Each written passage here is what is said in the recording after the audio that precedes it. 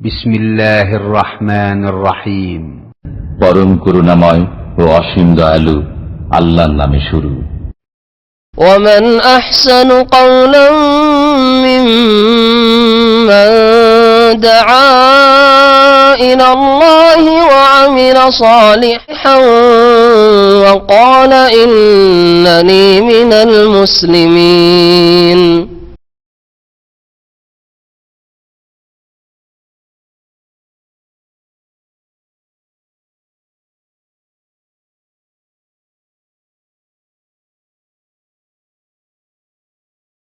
السلام عليكم ورحمة الله وبركاته. إن الحمد لله نحمده ونستعينه ونستغفره ونعوذ بالله من شرور أنفسنا ومن سيئات أعمالنا من يهده الله فلا مضل له ومن يضلله فلا هادي له وأشهد أن لا إله إلا الله وحده لا شريك له وأشهد أن محمدا عبده ورسوله صلى الله تعالى عليه وعلى آله وصحبه وسلم تسليما كثيرا.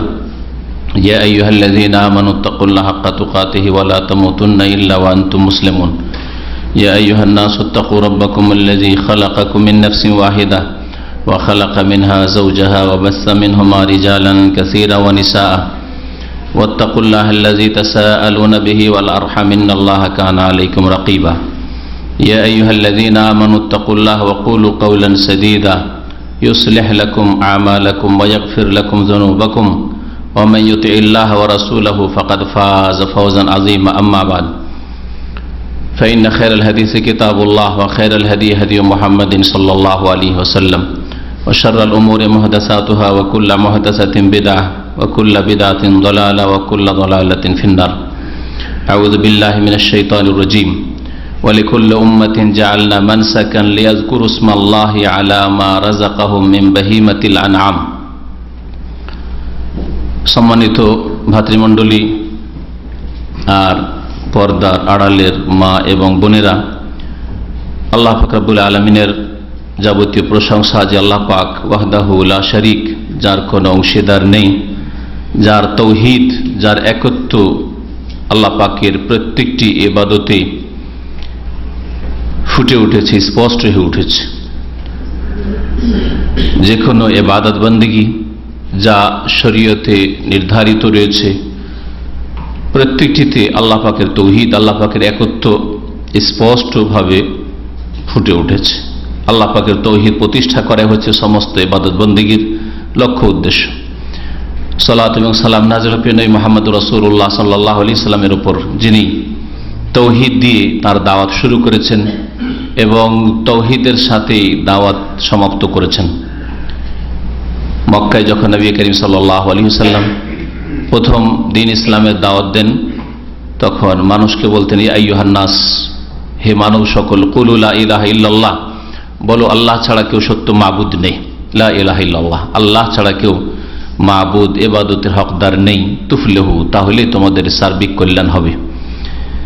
আর নবী করিম সাল্লাল্লাহু আলাইহি সাল্লামের ইন্তেকালের পূর্ব মুহূর্তে বারবার করে 5 দিন পূর্বে, 3 দিন পূর্বে, ইন্তেকালের মাত্র কিছুক্ষণ পূর্বে বারবার করে বলছিলেন রাসূলুল্লাহ সাল্লাল্লাহু আলাইহি ওয়াসাল্লাম, লানাতুল্লাহি আলাল ইয়াহুদি ওয়ান নাসারা ইত্তাখাযু কুবুর আমবিয়াহিম মাসাজিদা। আল্লাহ পাক রব্বুল আলামিনের লানত, অভিসম্পাত, আল্লাহ পাক রব্বুল আলামিনের রহমত থেকে বঞ্চিত করার ঘোষণা করেছেন ইহুদি এবং খ্রিস্টানদেরকে। এই জন্য নয় যে তাদের নাম শুধু ইহুদি বা তাদের নাম খ্রিস্টান, রং বর্ণের ভিত্তিতে না, তাদের আকীদা আর ভিত্তিতে, শিরকি কুফরি আকীদার ভিত্তিতে তাদের উপর আল্লাহ পাকের লানত অভিসম্পাত হয়েছে। কেন?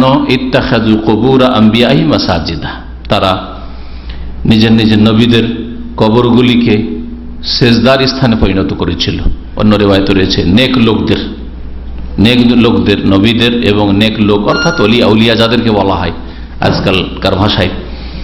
আর প্রত্যেকের নবী সবচেয়ে বড় ওলি, আর তারপরে ওলি যে কোনো নেক মানুষ, যে কোনো মুমিন মানুষ। তারা নেক লোকদের, নবীদের কবরগুলিকে সেজদার স্থানে পরিণত করেছে। এই বলে উদ্দেশ্য কি ছিল? শুধু কাহিনী বয়ান করার উদ্দেশ্য ছিল যে ইন্তেকালের পূর্ব মুহূর্তে এইসব কিসসা কাহিনী বলছিলেন, বিগত যুগের ইতিহাস বলছিলেন যে ইহুদি নাসারা এই করেছে? না, মা আয়েশা রাদিয়াল্লাহু আনহা বলছে ইউহাযযিরু মা সানাউ, ইহুদি খ্রিস্টানরা যে শিরক কুফরি করেছে তা থেকে জাতিকে সতর্ক সাবধান করছিলেন যে তোমরা শিরকে দ্বারা তোমাদের তৌহিদকে ধ্বংস করিও না। ইউহাজ্জির মাসানাও। তো নবী করিম সাল্লাল্লাহু আলাইহি ওয়াসাল্লামের দাওয়াত শুরু হয়েছে তৌহিদ দিয়ে, আর শেষ হয়েছে তৌহিদের সাথে। আর তৌহিদ প্রতিষ্ঠা করাই প্রত্যেকটি ইবাদত বন্দেগীর লক্ষ্য উদ্দেশ্য। আপনারা প্রত্যেকটি ইবাদত সম্পর্কে চিন্তা করে দেখলে এই বিষয়টি স্পষ্ট বুঝতে পারবেন। নামাজ তৌহিদ,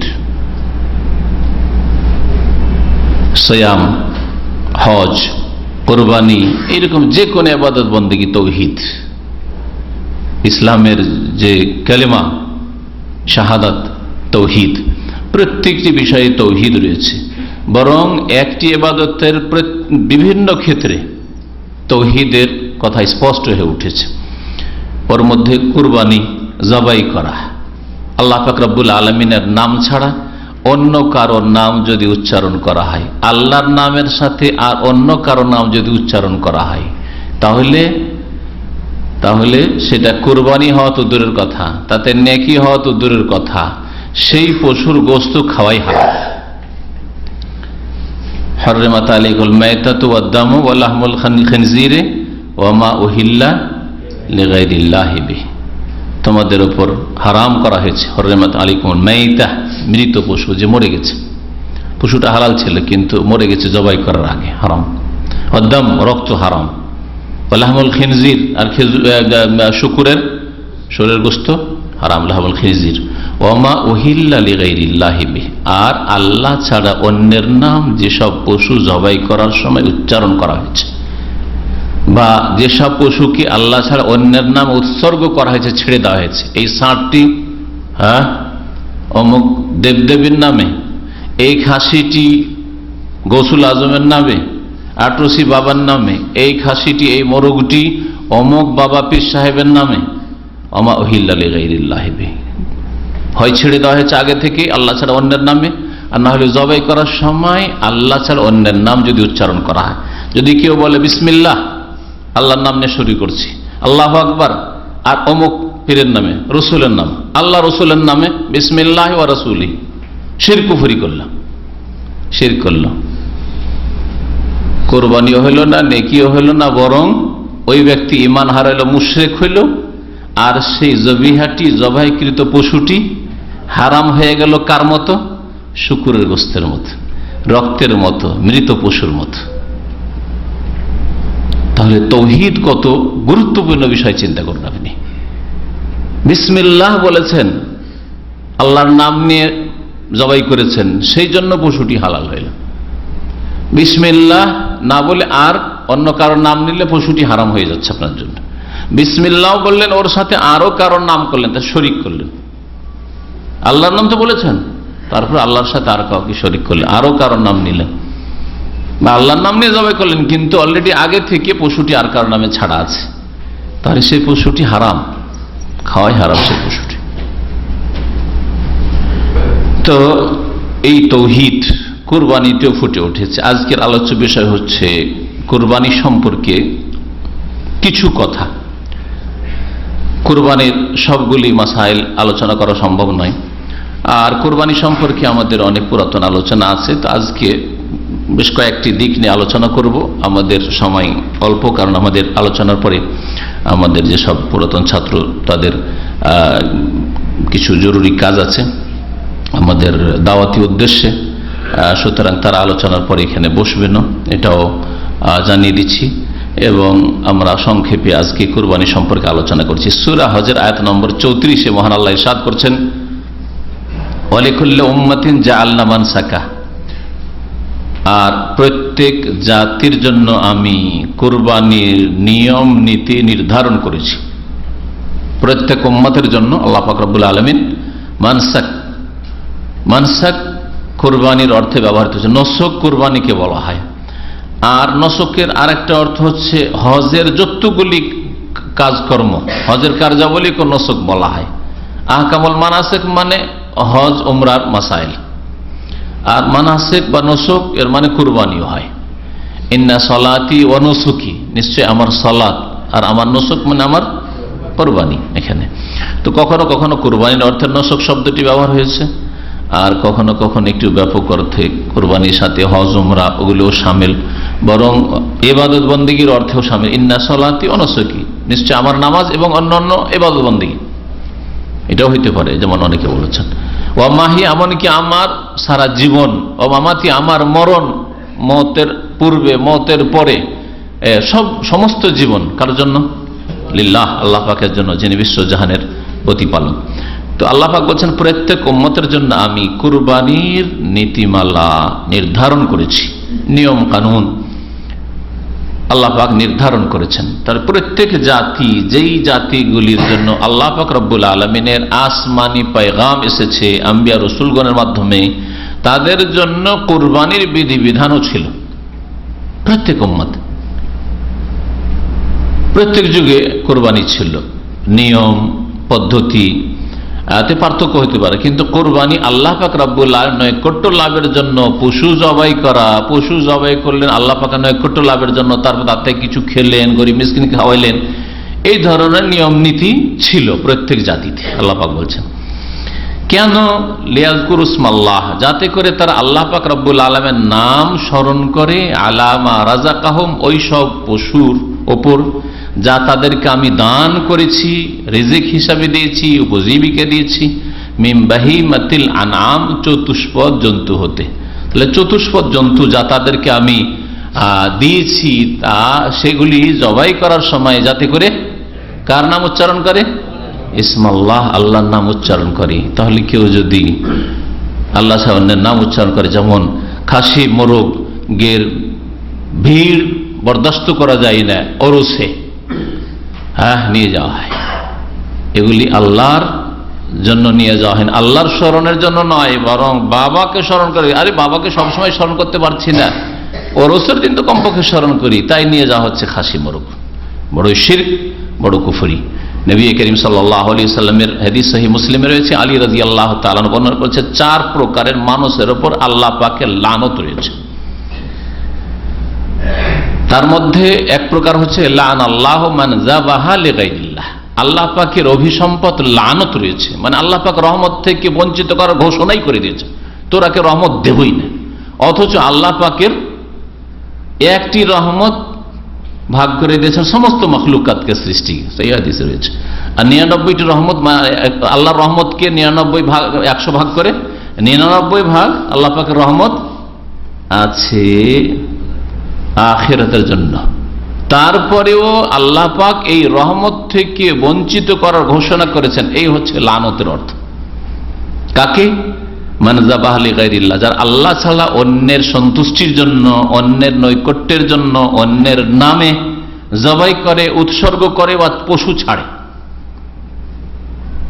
লান আল্লাহু মান যাবাহা লিগাইরিল্লাহ। তাহলে কত বড় আল্লাহ পাকের পক্ষ থেকে বা রাসূলুল্লাহ সাল্লাল্লাহু আলাইহি ওয়াসাল্লামের পক্ষ থেকে এই ধমক রয়েছে যে যদি এরকম কাজ করেন তো আল্লাহর রহমত থেকে বঞ্চিত করার অলরেডি ঘোষণা করে গেছে। লিয়াযকুরু ইসমাল্লাহ, আল্লাহ পাকের নাম স্মরণ করাই হচ্ছে উদ্দেশ্য কুরবানি করার, এটা হচ্ছে প্রথম উদ্দেশ্য। আর তারপরে কুরবানিতে আরো অনেক উপকারিতা রয়েছে, ফায়দা রয়েছে, যার মধ্যে গরিব মিসকিনদের খোঁজ খবর নেওয়া, তারা বছরে এই কুরবানির কয়েকটা দিনতে একটু ভালো খাক, তারাও সচ্ছল ব্যক্তিদের সাথে এই গোশত খাওয়া এক শরীক হোক, অন্যদের সাহায্য সহযোগিতা করা হোক, ইত্যাদি বহু উপকারিতা রয়েছে। যেমন হজ সম্পর্কে, উমরা সম্পর্কে আল্লাহ লিয়াশহাদু মানাফিআ লাহুম, যাতে করে হাজিরা হজে এসে তাদের বহু উপকারিতার কাজে উপস্থিত হয়। তো আল্লাহ পাক রব্বুল আলামিনের নাম উচ্চারণ করার কথা আল্লাহ বলেছেন এখানে, আর বলেছেন যে সেই পশুগুলি হবে গৃহপালিত পশু, চতুষ্পদ জন্তু, বাহিমাতুল আনাম, গৃহপালিত পশু। তাহলে কুরবানির পশু হচ্ছে গৃহপালিত, যেমন উট, বড় থেকে শুরু করেন উট, আর তারপরে গরু, তারপরে ছাগল। আর ছাগলের মধ্যে যতগুলি মানে ভাগ হইতে পারে, ছাগল সেটা বকরি ছাগল হইতে পারে, আবার সেটা মেষ ভেড়া ভেড়িও হইতে পারে, আবার সেটা দুম্বাও হইতে পারে। এগুলো সবগুলিকে আরবি ভাষায় গানাম বলা হয়। গানাম শব্দটা ব্যাপক, ওর একটা হচ্ছে সাত, আর একটা হচ্ছে দান, আর একটা হচ্ছে কাবস, আলাদা আলাদা নাম ভাগ, যেমন বাংলায় বললাম। সবগুলি গানামের মধ্যে শামিল। তাহলে ছাগলের মধ্যে বললাম এই সবগুলি। আর গরুর মধ্যে যেসব দেশে হয়তো মহিষ আছে বা গরু জবাই নিষিদ্ধ রয়েছে, ভারতের অনেক স্টেটে প্রদেশে, সেখানে ওলামারা ফতোয়া দিয়েছেন যে আল জামুস অর্থাৎ মহিষটাও নাও মিনাল বাকার, এক ধরনের গরু যেন, তাহলে সেটা গরুর অন্তর্ভুক্ত, সুতরাং মহিষের কোরবানি করতে পারবে। যদিও মহিষ নামটা হাদিসে নেই, বরং কোনো হাদিস আজ পর্যন্ত মহিষ নাম পায়নি। কারণ আরব দেশে, গরম দেশে মহিষ থাকতেই পারে না, ছিলই না আসলে। আরে এখন হয়তো দেখতে পান না, তাই না? মহিষের জন্য পানির প্রয়োজন, যারা মহিষ পুষে তারা জানে পানির প্রয়োজন। একে পানি নাই, 50-100-200 কিলোমিটার চলে যান, পানি কত পাবেন না, তাহলে মহিষ বাঁচবে কি করে? তো এই জন্য আরব দেশে মহিষ পাওয়া যায় না, ওর নাম উল্লেখ হয়নি। সবচেয়ে উত্তম কোরবানি কি এখানে জানেনি, তারপরে আলোচনা শুরু করব। সবচেয়ে উত্তম কোরবানি কি আপনাদের নিকটে? হ্যাঁ, গরু ছাগল,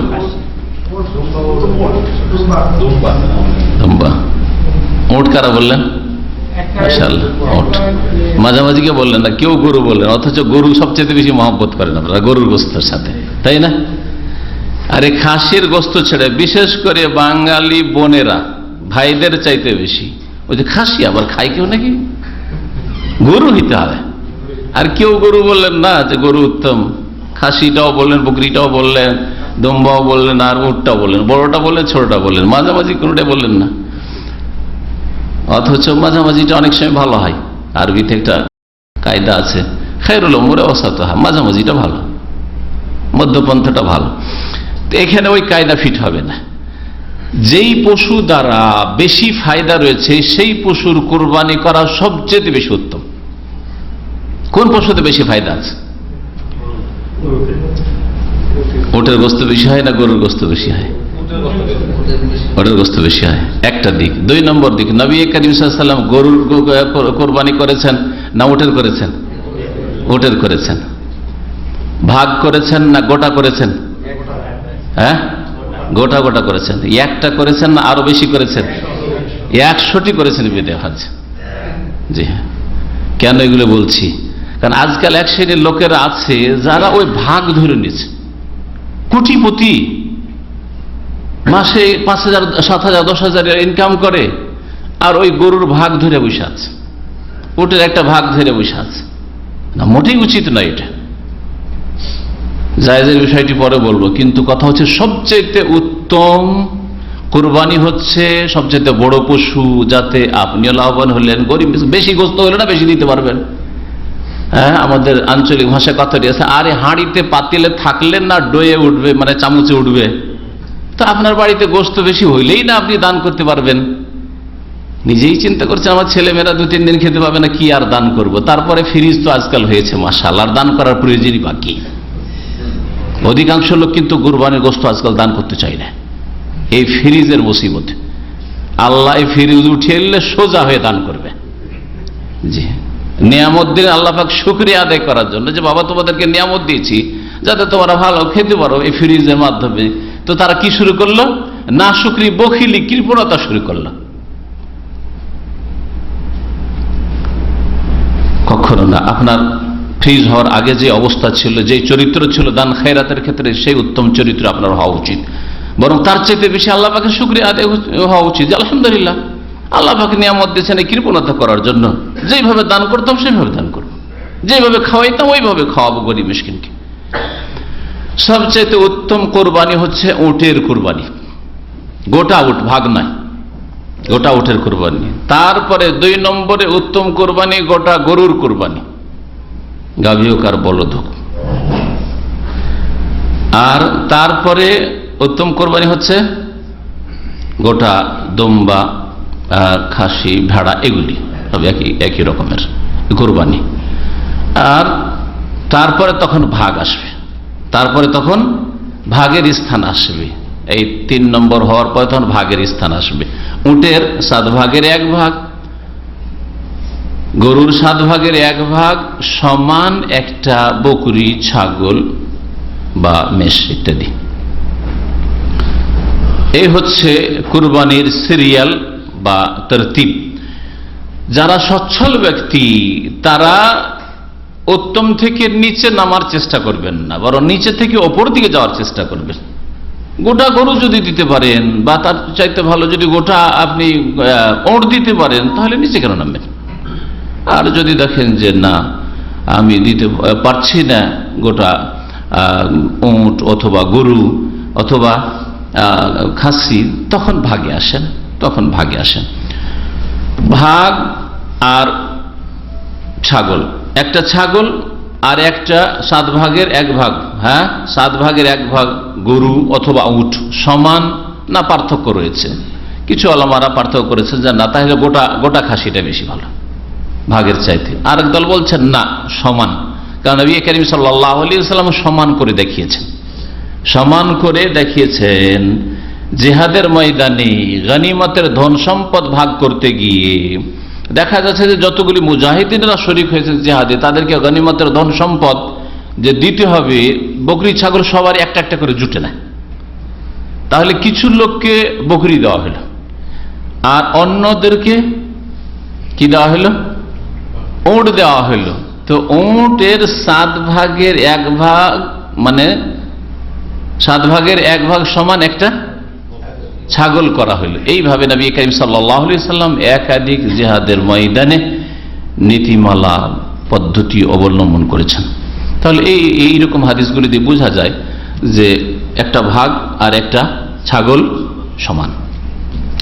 তাহলে এই বিষয়টা এইভাবে ব্যাখ্যা করলে আরো স্পষ্ট হয় যে একটা ছাগল একজন এবং তার পরিবার, তারা স্বামী স্ত্রী আর তার ছেলে মেয়েদের জন্য, যারা উপার্জন করে না এখনো তার অধীনে রয়েছে, উপার্জন করে ফ্যামিলি হয়ে গেছে, বিবাহ শাদী হয়ে গেছে, আলাদা ফ্যামিলি, একটা ফ্যামিলির জন্য যথেষ্ট। যেমন একটা ছাগল, এই মর্মে দলিল রয়েছে হাদিসে, ঠিক তেমনি যখন ওর সমানই হলো ভাগগুলি, তাহলে ভাগ শুধু এক ব্যক্তির হবে এইরকম ফতুয়াটাও ঠিক নয়। তাহলে একটা ভাগও সমান যখন একটা ছাগলের, তাহলে একটা ভাগ একজন পুরুষ, তার স্ত্রী, তার ছেলে মেয়ে, এদের জন্য যথেষ্ট ইনশাআল্লাহ। এটা হচ্ছে সর্বনিম্ন কোরবানির। তাহলে প্রত্যেক উম্মতে ইতিহাস রয়েছে, আর এই কোরবানির ইতিহাস শুরু হয় আদম আলাইহিস সালামের ছেলেদের জামানা থেকে শুরু করে, হাবিল কাবিলের যুগ থেকে শুরু করে। সূরা মায়েদার কয়েকটি আয়াতে এই ঘটনা আল্লাহ পাক উল্লেখ করেছেন, যা আমরা আজকে আলোচনা করব না। ওয়াতুলু আলাইহিম নাবা ইবনাই আদম বিল হক ইয কাররাবা কুরবানান, তারা যখন কুরবানি করেছিলেন, হাবিল এবং কাবিল কুরবানি করেছিলেন। ফাতাকুব্বিলা মিন আহাদিহিমা, তাদের দুইজনের একজনের কুরবানি কবুল হয়েছিল, হাবিলের কুরবানি ছিল দুম্বার কবুল হয়েছিল। ওয়ালাম ইউতাকাব্বাল মিনাল আখার, আর কাবিলের কুরবানি, ও কুরবানি মানে আল্লাহর নৈকট্য লাভ কুরবানি মানে পশু ছিল না সেই জামানায়, আল্লাহর নৈকট্য লাভের জন্য কিছু পেশ করলেই হলো। সে পেশ করেছিল কিছু খাদ্যদ্রব্য, গম বা কিছু এরকম কথা এসছে তাফসীর কিতাবাদিতে।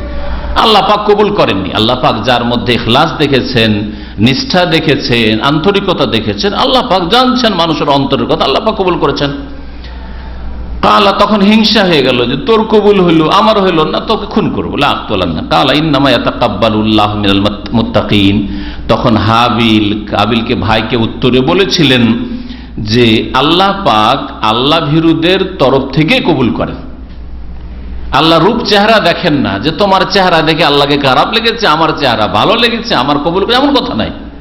ইন্নামা ইয়াতাকাব্বালুল্লাহু মিনাল মুত্তাকিন, আল্লাহ পাক যারা সংযত, পাপমুক্ত, পরহেজগার, গুনাহ থেকে বেঁচে থাকতে চায়, আল্লাহ ভীরু, তাদের তরফ থেকে, তাদের থেকে ইবাদত বন্দেগী কবুল করেন, কুরবানি কবুল করেন, তাদের ইবাদত বন্দেগী কবুল করেন। ইন্নামা ইয়াতাকাব্বালুল্লাহু মিনাল মুত্তাকিন। তাহলে যে কোনো আমল, নামাজ, যাকাত, রোজা, হজ, ওমরা, কোরবানি, যে কোনো আমল কার আল্লাহ কবুল করবেন? দিনের দাওয়াত, দিনের খেদমত ইত্যাদি কার কবুল করবেন? যার মধ্যে তাকওয়া রয়েছে। তাকওয়া নেই আর গাড়ি দেখা যাচ্ছে কাজ হচ্ছে, ওই কাজ আল্লাহ কবুল করবেন না। সাময়িক জনপ্রিয়তা দেখা দিলেও সে যেমন খড়কুটার ছাই বা আগুন থাকে, দাও দাও করে হঠাৎ করে জ্বলে উঠে আর বসে যায়, ওই রকম বসে যাবে, নিশ্চিহ্ন হয়ে যাবে। পক্ষান্তরে মুত্তাকিনদের ইবাদত বন্দেগী, তাদের নেক আমলে স্থায়িত্ব রয়েছে। আল্লাহ পাক রব্বুল আলামিন দুনিয়াতে উত্তম বদলা দেবেন, আর আখিরাতে আল্লাহ পাক রব্বুল আলামিন উত্তম বদলা দেবেন। তাহলে আজকের এই শিক্ষা মনে রাখবেন যে আপনার মধ্যে তাকওয়া হইতে হবে, আর তাকওয়ার ভিত্তিতে আপনার ইবাদত বন্দেগী কবুল হয়। আপনি হজে যাচ্ছেন, হজ কবুল হবে না হবে আপনার তাকওয়ার উপর নির্ভর করছে। আপনি দিন শিখতে আসছেন, আপনার তাকওয়ার উপর নির্ভরশীল। আপনার এই দিন শিখা, আপনার এই সংশোধনের জীবন, আপনার নেক জীবন, আপনার এই নেকির কাজের জন্য এসছেন, আল্লাহ পাক ভালো জানছেন আপনার অন্তর অবস্থা, আপনার আখলাক চরিত্র অবস্থা, আপনার ইবাদত বন্দেগীর অবস্থা, আপনার শিখার সাথে আমলের সম্পর্ক আছে না নেই, যে আমল একদিকে আর আপনি আসছেন আর দেখাচ্ছেন যে আমি শিখছি বা তোমাদের সাথে আছি। আল্লাহ পাক মুত্তাকিনদের তরফ থেকে কবুল করেন। মুত্তাকি যত ভালো হইতে পারবেন তত বেশি আল্লাহ পাক আপনার আমার ইবাদত বন্দেগী কবুল করবেন। আল্লাহ যেন আমাদের সকলকে মুত্তাকিন হওয়ার তৌফিক দান করেন, মুত্তাকিনদের মধ্যে আল্লাহ পাক শামিল করেন। মুত্তাকিনদের যে গুণ আল্লাহ বলছেন, এমনকি কোরআনে কারীম দিয়ে সবাই উপকার পাবে না, সবাই লাভবান হবে না। হুদান লিল মুত্তাকিন, কোরআন হেদায়েত করবে, রাস্তা দেখাবে, জান্নাত পর্যন্ত পৌঁছাবে মুত্তাকিনদেরকে। মাদ্রাসা পড়া পাপিষ্ঠ গুনাহগার হয়ে মারা যাচ্ছে। যেমন আজকে এরকম একটা ঘটনা শুনলাম, আপনাদেরকে শোনাবো না, ঘটনা শোনাবো সময় না। মাদ্রাসা পড়া ফারেক আর পাপিষ্ঠ গুনাহগার জেলে সরছে, তাও খুনের কেসে, জেনার কেসে যদি হয়, আউযুবিল্লাহ ইন্না লিল্লাহি ওয়া ইন্না ইলাইহি রাজিউন, তাহলে আল্লাহ পাক রব্বুল আলামিন ইলম শিখা কবুল করলো না? হ্যাঁ, কত কষ্ট করেছে ওর জন্য, সফর করে কবুল করলো আল্লাহ পাক রব্বুল আলামিন। কেন? ইন্নামা ইয়াতাকাব্বালুল্লাহু মিনাল মুত্তাকিন। আল্লাহ অন্তরে তাকওয়া দেখেননি।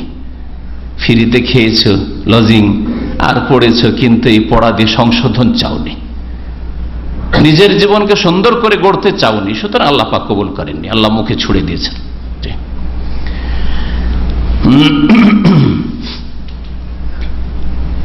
তারপরে দেখা যায় প্রত্যেক উম্মতে যে কুরবানির নীতিমালা রয়েছে, ইব্রাহিম খলিলুল্লাহ তার সুন্নাত, আর এই তার সুন্নাতকে কিয়ামত পর্যন্ত রাখা হয়েছে নবী করিম সাল্লাল্লাহু আলাইহি সাল্লামের স্বীকৃতির মাধ্যমে। নবী করিম সাল্লাল্লাহু আলাইহি সাল্লাম ইব্রাহিম খলিলুল্লাহ আলাইহিস সালাতু সালামের সুন্নতকে রেখেছেন, তার মাধ্যমে আল্লাহ পাক এই উম্মতে রেখেছেন। ওয়া তারাকনা আলাইহি ফিল আখিরিন, অন্যদেরকে এর উপর আমি রেখেছি কিয়ামত পর্যন্ত। আল্লাহ পাক রব্বুল এই নীতিমালা, কুরবানির আদর্শ তরিকাকে আল্লাহ পাক চালু রেখেছেন। এই মর্মে ইসমাইল আলাইহিস সালামের কুরবানির ঘটনা কোরআনে কারীমের সূরা সাফফাতের আয়াত নম্বর 100 থেকে শুরু করে রব্বি হাবলি মিনাস সালিহিন ফাবাশশারনাহু বিগুলামিন হালিম থেকে শুরু করে 108 পর্যন্ত বর্ণনা করা হয়েছে। আজকে জিলহজ মাসের কয় তারিখ? 5 তারিখ। 9 তারিখে বিশেষ করে আমাদের সামনে যেসব ভাইরা আছেন, অধিকাংশই হয়তো হজে যাবেন না, আপনাদের জন্য আল্লাহ পাক রব্বুল আলামিন এক উত্তম করণীয় রেখেছেন, সেটা স্মরণ করিয়ে দিচ্ছি আর তারপরে আসি। সেটা হচ্ছে বিশেষভাবে আরাফার দিনের সিয়াম পালন করা, রোজা রাখা। এই মর্মে আবু কাতাদা রাদিয়াল্লাহু তাআলা আনহু থেকে বর্ণিত, রাসূলুল্লাহ সাল্লাল্লাহু আলাইহি ওয়াসাল্লাম বলেছেন, সালাসু মিন কুল্লি শাহর, প্রত্যেক মাসে 3টি করে রোজা রাখা, ও রমাদান ইলা রমাদান, আর প্রত্যেক রমজানের রোজা রাখা, ফাহাজা সিয়ামুদ্দাহার, এটা হচ্ছে সারা জীবনের রোজা। 11 মাসে যেহেতু রমজান নেই, তো 11 মাসে 3টে করে রোজা রাখালেন, আর একটা নেকি করলে আল্লাহ কমপক্ষে কত দেন? 10 দিন। 3 10 30 পাচ্ছেন ওখানে। আর রমজান মাসটা পুরো আল্লাহ পাক ফরজ করেছেন, পুরো রোজা রাখলেন, তাহলে জানো কি হলো? সিয়ামুদ্দাহার, সারা জীবন আপনি রোজায় আছেন, সারা জীবন আপনি 3টে রোজা রেখে 30 দিন যেন রোজা আছেন, আল্লাহ পাক 30 দিনের সওয়াব দিচ্ছেন আপনাকে। আর রমজান মাসে তো আল্লাহ পাক ফরজই করেছেন। এই তো হয়ে গেল যারা মাসে 3 দিন রোজা রাখে। এই 3 দিন যারা মাসে রাখেন, উত্তম হচ্ছে 13, 14, 15 রাখা। কিন্তু কেউ যদি কোনো কারণবশত না রাখতে পারেন, যে ভাই আমি ডিউটির কারণে পরপর 3 দিন রাখতে পারছি না, সুতরাং আমার ছুটির দিনে কখনো রেখে নেব, অথবা বৃহস্পতিও রেখে নেব, সোমবার করে রেখে নেব, কোনো অসুবিধা নেই। মাসে 3টে রোজা করলে আল্লাহ পাক আপনাকে 3 10 30 অবশ্যই দেবেন। আর তারপরে বলছেন ওয়াসিয়ামু ইয়াউমি আরাফা, আরাফার দিনের রোজা। নবী সাল্লাল্লাহু আলাইহি ওয়াসাল্লাম আরাফার দিনের রোজা বলেছেন। নবী সাল্লাল্লাহু আলাইহি ওয়াসাল্লাম এই হাদিসে বলেনি যে 9 তারিখের রোজা। সেজন্য আমি আমার ক্ষুদ্র জ্ঞানে বলি যে আরাফার দিনের রোজা। এই কথাটা যদি বলেন আপনি বাংলাদেশে, ভারতে, যে ভাই আরাফার দিনের আজকে রোজা, লোকজন শুনলে হাসবে। আজকাল প্রচার মাধ্যমের দিন, হ্যাঁ, আরাফার দিন তোমাদের হিন্দুও বলবে যে তোমাদের আরাফা তো কালকে হয়েছে, আর বলছে আজকে আরাফার দিনের রোজা, তাই না? কেমন কথা, জানতে পারছেন আপনি? তো আরাফার দিনের রোজা নবী করিম সাল্লাল্লাহু আলাইহি সাল্লাম বলেছেন, এটি হচ্ছে সহিহ হাদিস, সহিহ মুসলিমের হাদিস। সেজন্য আসল রোজা হচ্ছে আরাফার দিন, যেই দিন হাজিরা নেকি সব নিয়ে গেল। আপনারা বাড়িতে বসে আছেন, আল্লাহ পাক নেকির আপনাদেরকে একটা সুযোগ দিচ্ছেন যে তোমরাও বাড়িতে বসে বসে নেকি করো, রোজা রাখো। আর রোজার অবস্থায় আমি দোয়া কবুল করি, আরাফায় যেমন তাদের দোয়া কবুল করি, তোমাদের বাড়িতে রোজার অবস্থায় দোয়া কবুল করবো, রোজা রাখো। কিন্তু কিছু আলেমরা বলছেন না, আরাফার দিনের রোজা মানে নয়ের রোজা, যেখানে নয় হবে সেখানে। এই জন্য এই দ্বন্দ্বকে দূর করার জন্য বা দ্বন্দ্ব থেকে ঊর্ধ্বে যাওয়ার জন্য, দ্বন্দ্ব মুক্ত হওয়ার জন্য 2 দিন রোজা রাখেন। কারা? যারা সৌদি আরব ছাড়া অন্য দেশে আছেন। আর একদিন পরে তাদের কি হচ্ছে, 9 তারিখ হচ্ছে, তো 8 তারিখও রাখেন, 9 তারিখও রাখেন, এইভাবে রাখেন, অসুবিধা নেই। কিন্তু আরাফার দিনেই রোজা রাখলেন না, বা ওই দিন বললেন না, আরাফা থেকে হাজি এসে কোরবানি করছে, পাথর মারছে, আর তো আফে হেফাজা করছে, আর ওই দিন শুধু রোজা রাখবেন আর ফতোয়া দিবেন আর বলবেন যে আরাফার রোজা, তো মুসলিমও হাসবে আর অমুসলিমও হাসবে।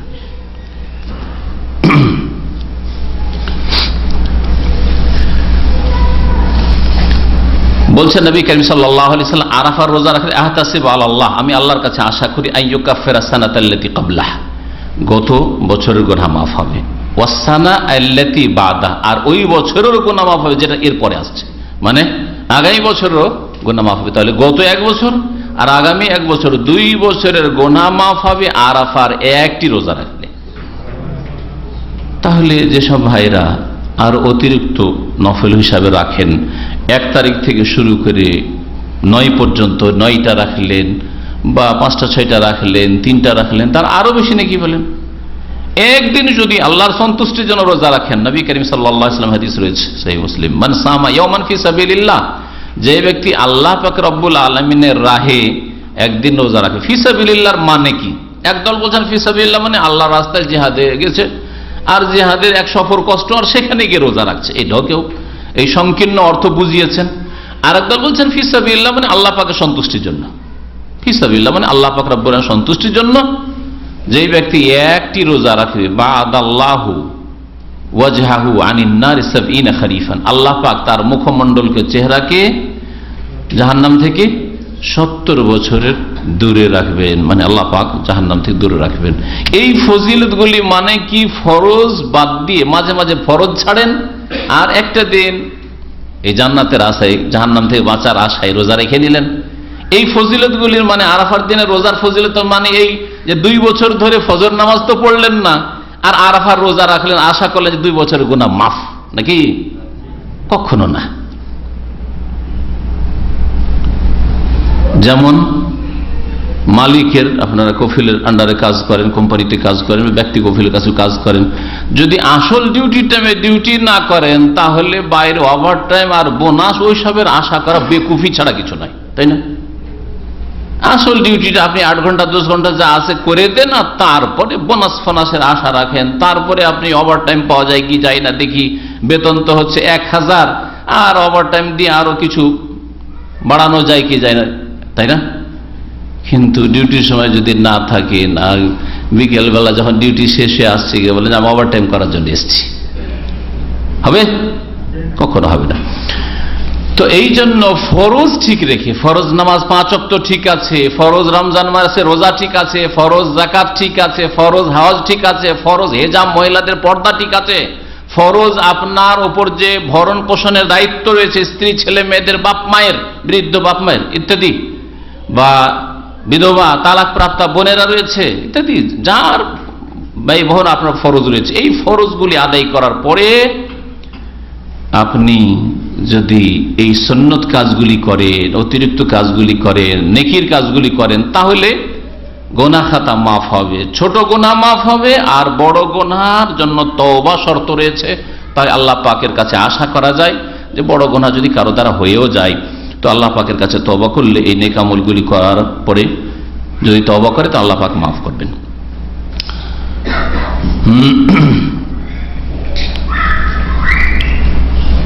কুরবানির বিধান কি? একদল বলছেন কুরবানি ওয়াজিব, আর অধিকাংশ উলামায়ে কেরামদের নিকটে কুরবানি হচ্ছে সুন্নাতে মুআক্কাদা, কুরবানি ওয়াজিব নয়। কারণ ওয়াজিব আর ফরজে কোনো পার্থক্য নেই, শুধু শব্দের পার্থক্য, অর্থের কোনো পার্থক্য নেই। যাই ওয়াজিব তাই ফরজ, যাই ফরজ তারই নাম ওয়াজিব আসলে আরবি ভাষায়। এই জন্য আরবরাকে যদি বলেন হাজা ফরজুন হাজা ওয়াজিবুন তো হাসবে। একমাত্র বিশেষ একটি মযহাব ছাড়া যাদের কাছে সামান্য একটু পার্থক্য, কোরআনের স্পষ্ট দলিল দিয়ে যদি থাকে তাহলে ফরজ হইল, আর যদি হাদিসের দলিল দিয়ে জরুরি মনে হয় তাহলে ওয়াজিব হইল। এই ধরনের কিছু ব্যাখ্যা, মন গড়া ব্যাখ্যা আসলে। হ্যাঁ, নামাজ হচ্ছে ফরজ, রোজা হচ্ছে ফরজ, আর কুরবানি হচ্ছে ওয়াজিব, এগুলি মন গড়া ব্যাখ্যা। আসলে হচ্ছে ফরজ আর ওয়াজিবে কোনো পার্থক্য নেই। এই জন্য কুরবানি ওয়াজিবও নয়, ফরজও নয়, বরং কুরবানি হচ্ছে সুন্নাতে মুআক্কাদা। সুন্নাত শুধু নয়, সুন্নাতে মুআক্কাদা। সুন্নাতে মুআক্কাদা কাকে বলে? সুন্নাতে মুআক্কাদা মানে এমন নবী করিম সাল্লাল্লাহু আলাইহি ওয়াসাল্লামের আদর্শ যেগুলি করেছেন এবং করার জন্য তাকিদ করেছেন। মুআক্কাদা ইসিম মাফউলের সিগা, মানে যার তাকিদ করা হয়েছে। সোজা কথা, সব সহজ ভাষা। নবী করিম সাল্লাল্লাহু আলাইহি সাল্লাম দিন রাতে 12 রাকাত সুন্নাত পড়েছেন, কিন্তু তাকিদ করেননি, ফজিলত বর্ণনা করেছেন। যদি এই 12 রাকাতের হেফাজত করো তাহলে জান্নাতে স্পেশাল ঘর পাবে, কিন্তু 12 রাকাত পড়ো এই কথা বলেননি। তাহলে সুন্নাতে মুআক্কাদা না, এই পরিভাষাটিও ভুল আমাদের দেশে। 12 রাকাত সুন্নাতে মুআক্কাদা না, তবে ফজরের নামাজ, ফজরের সুন্নাত, বেতরের সুন্নাত সুন্নাতে মুআক্কাদা। কারণ নবী করিম সাল্লাল্লাহু আলাইহি সাল্লাম তাকিদ করেছেন, আউতেরু, তোমরা বেতর পড়ো। নবী সাল্লাল্লাহু আলাইহি সাল্লাম সফরে পর্যন্ত ফজরের সুন্নাত ছাড়েননি, সুতরাং সুন্নাতে মুআক্কাদা। এই দুটি নামাজের মধ্যে সুন্নাতে মুআক্কাদা, আর বাকি এগুলি হচ্ছে সুন্নাতে রাতিবা বলতে পারেন। শরীয়তের ভাষা হচ্ছে রাতিবা, যেগুলো ফরজ নামাজের আগে পরে যে সুন্নাতগুলি রয়েছে এগুলি সুন্নাতে রাতিবা। রাসূলুল্লাহ সাল্লাল্লাহু আলাইহি ওয়াসাল্লাম মদিনায় 10 বছর থেকেছেন, প্রতি বছর কুরবানি করেছেন। এই মর্মে আব্দুল্লাহ বিন উমর রাদিয়াল্লাহু তাআলা আনহু থেকে বর্ণিত, তিনি বলেন আকামা রাসূলুল্লাহ সাল্লাল্লাহু আলাইহি ওয়াসাল্লাম বিল মাদিনাতি 10 সিনিন ইউদাহি। রাসূলুল্লাহ সাল্লাল্লাহু আলাইহি ওয়াসাল্লাম মদিনায় 10 বছর অবস্থান করেছেন হিজরত করে, আর প্রতি বছর কি করেছেন? কুরবানি করেছেন। হাদিসটি তিরমিজিতে রয়েছে এবং হাদিস হাসান। সুতরাং নবী সাল্লাল্লাহু আলাইহি ওয়াসাল্লাম যখন ছাড়েননি কোনো এক বছরেও, অথচ প্রথম দিকে অভাব ছিল তারপরেও ছাড়েননি, তাহলে কোরবানি করা হচ্ছে সুন্নাতে মুআক্কাদা। আর একটি হাদিস তিরমিজিতে রয়েছে, ওটা শুনে তার আর স্পষ্ট হবে।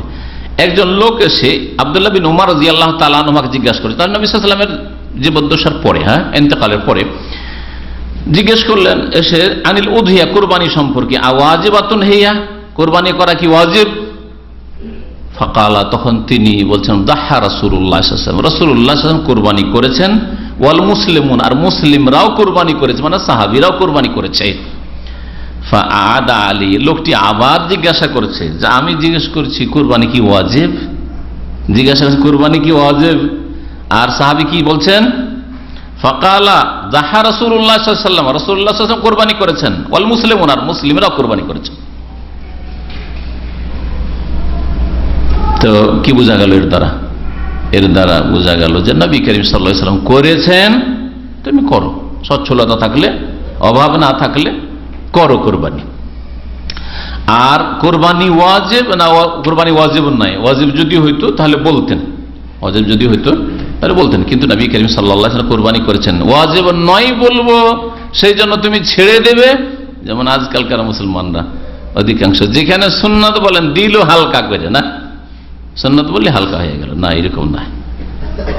নবী সাল্লাল্লাহু আলাইহি ওয়াসাল্লাম করেছেন, তুমি করো, নবী করেছেন, সাহাবীরা করেছেন, তুমি তাদের অনুসারী, তুমিও করো।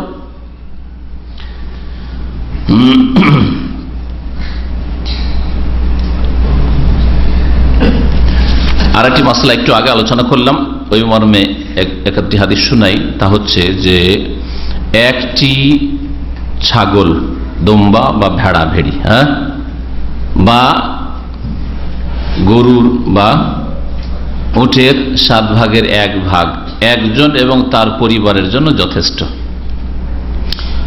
এই মর্মে তিরমিজিতে হাদিস রয়েছে, একটি হাদিস তা শোনাই। বলছেন সাহাবী আবু আইয়ুব আনসারী রাদিয়াল্লাহু তাআলা আনহু থেকে, আতা বিন ইয়াসার প্রখ্যাত তাবিঈ, তিনি বর্ণনা করছেন যে আমি আবু আইয়ুব আনসারী রাদিয়াল্লাহু তাআলা আনহুকে জিজ্ঞেস করলাম, কাইফা কানাতিয যাহায়া আলা আহদি রাসূলিল্লাহ সাল্লাল্লাহু আলাইহি ওয়াসাল্লাম, রাসূলুল্লাহ সাল্লাল্লাহু আলাইহি ওয়াসাল্লামের জামানায় জীবদ্দশায় কুরবানি কেমন হইতো, কুরবানি কেমন হইতো? তিনি বললেন, কানার রাজুল, আবু আইয়ুব আনসারী, যার বাড়িতে নবী করিম সাল্লাল্লাহু আলাইহি ওয়াসাল্লাম ভর্তি হয়েছিলেন কখন?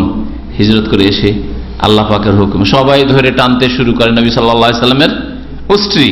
তখন তিনি বললেন যে দেখো, দাউহা ফাইন্নাহা মা'মুরা, আমার উটটাকে ছেড়ে দাও, আমার সওয়ারিকে, বাহনকে ছেড়ে দাও। ফাইন্নাহা মা'মুরা, ও আল্লাহর পক্ষ থেকে আদিষ্ট, ও আল্লাহ আদেশ করে রেখেছো কোনখানে বসতে হবে না, যে বাড়িতে বসবো। আমি দেখো কারো কথা বলতে পারবো না যে কার বাড়িতে আমি থাকবো না থাকবো, সবাই তোমরা চাইছো যে আমি তোমাদের বাড়ি উঠি, তোমাদের বাড়ি উঠি।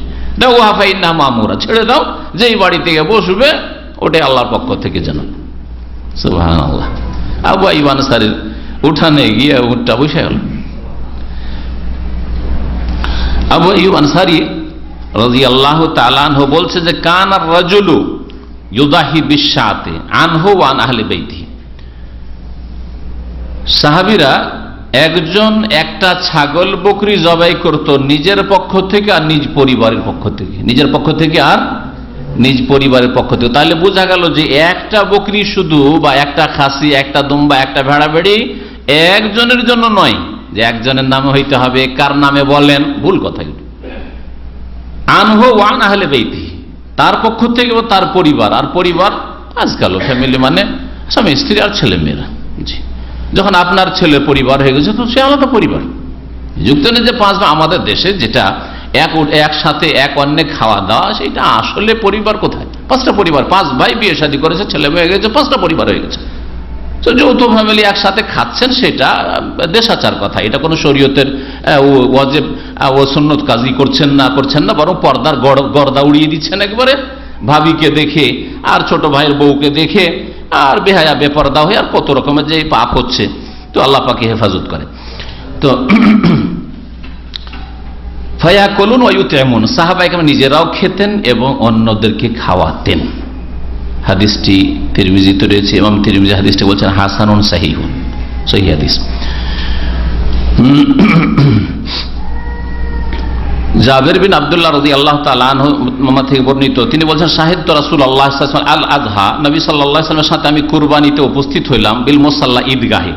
ফালাম্মা কাযা খুতবাতাহু, যখন তিনি খুতবা সম্পন্ন করলেন, নাযালা মিন মিম্বারিহি, মিম্বার থেকে নামলেন, ওয়া উতিয়া বিকাবশিন, আর তারপরে একটি দুম্বা নিয়ে আসা হলো।